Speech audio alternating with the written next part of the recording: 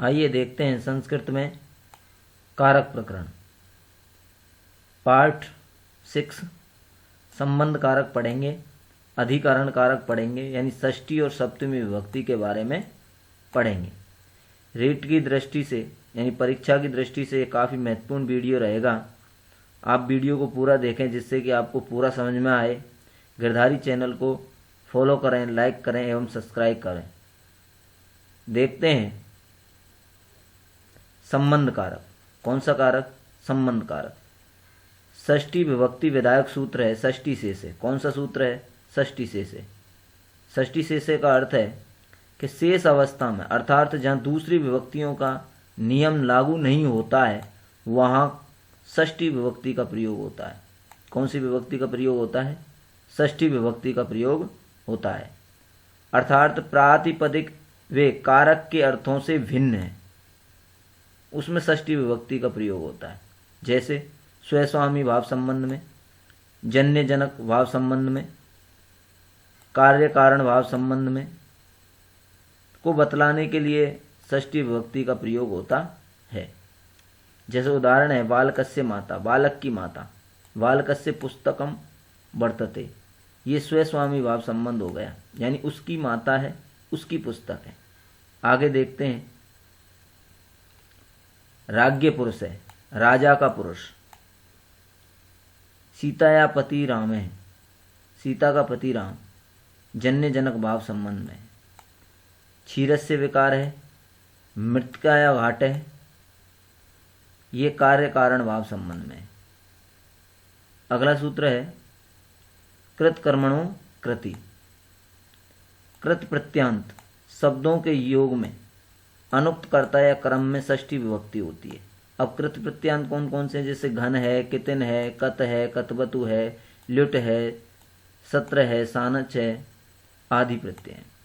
जैसे उदाहरण है कालस्य गति, काल की गति, कितिन प्रत्यय है?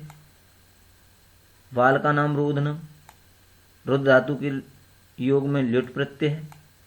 जगत कर्ता कृष्ण है, क्रय धातु के योग में त्रंच प्रत्यय है। तो वहाँ कौन सी विभक्ति होगी? षष्ठी विभक्ति होगी। आगे देखते हैं अधिकरण कारक। कौन सा कारक? अधिकरण कारक, यानी सप्तमी विभक्ति कारक।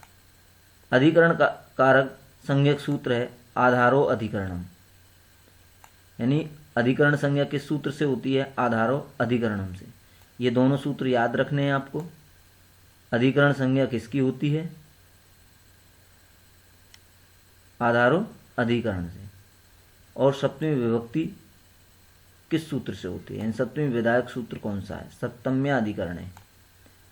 आधारो अधिकरणम का अर्थ देखते हैं। कर्ता तथा कर्म के आधार की अधिकरण संज्ञा होती है और उसमें सप्तम्य अधिकरण सूत्र से सप्तमी विभक्ति होती है। आधार 3 प्रकार का होता है। आधार कितने प्रकार का होता है? 3 प्रकार का।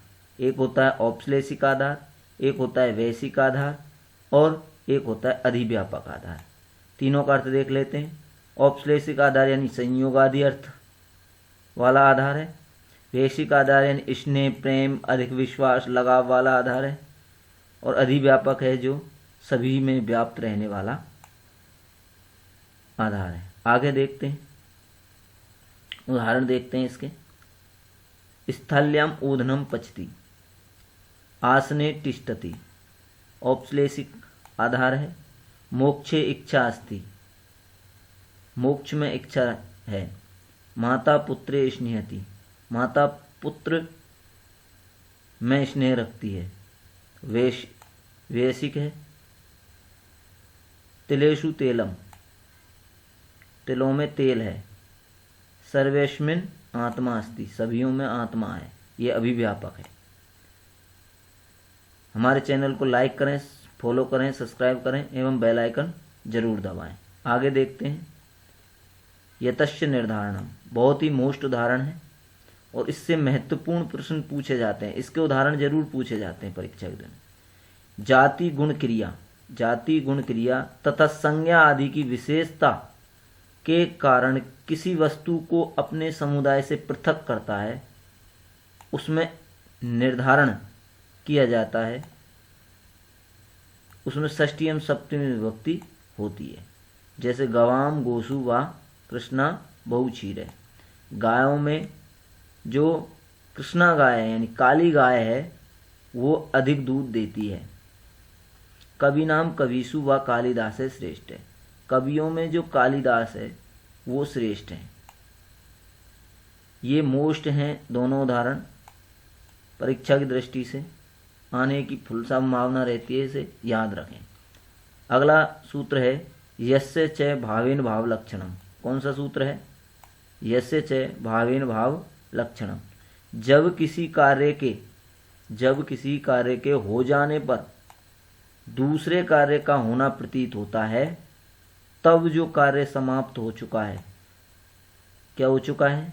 कार्य समाप्त हो चुका है, उसमें सप्तमी विभक्ति होती है। उसमें कौन सी विभक्ति होती है?